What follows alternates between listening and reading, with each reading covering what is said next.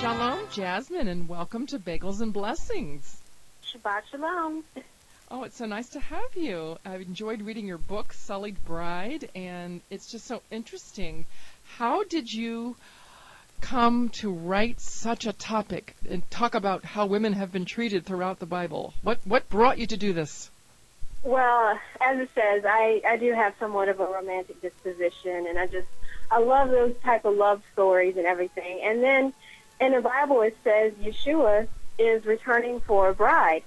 And so I was just really intrigued by that. But there are brides in every culture. And so Greek culture have brides, and the bride in the Greek culture was just for breeding and just being used by men. And then in the Middle East, you have child brides. So I was really drawn to what it means to be the bride of Yeshua, and this is an inherently Jewish bride.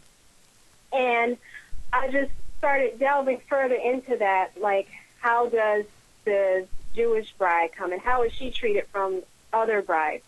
And then when I was studying Hebrew, I saw that accompanying the word helpmate, which is what is typically translated as the word neged, which means to contend. So the bride isn't necessarily supposed to be this docile, weak creature, but she was also put there to contend and correct the man, and of course as a support as well.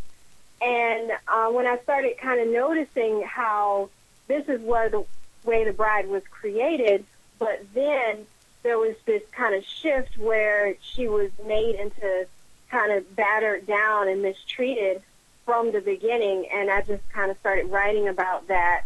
And it started out as an essay, but as I was going further with the writing, just more and more topics came up, and then it turned into a book, Sullied Bride. Well, great. Well, you mentioned the beginning of time, and that kind of goes right along with the first question I have.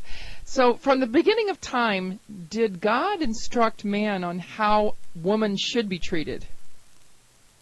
Well, it came a lot with how did the man treat his bride, because at first he was saying, well, this is the bone of my bone and the flesh of my flesh. And it's how typically most relationships start. They kind of start in this honeymoon phase, and then they kind of deteriorate into something else where it becomes this battle for dominance. And you get tired of people. You get fed up because who wants to be corrected? Who wants to be told, well, this isn't right? But this is exactly why the woman was put there. And, of course, this nature of creation has been purposefully omitted, that she was there to contend against Adam.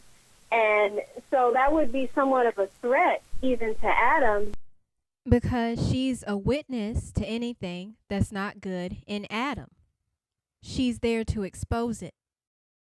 And so the best way to keep her from exposing anything that's not good in me is to, well, let's assassinate her character. Let's make her look like a villain, or just start treating her like a possession, because if he, the man, is ruling over her, then she's really not fulfilling that call to correct him. So how he treats her is indicative of his fear of being exposed.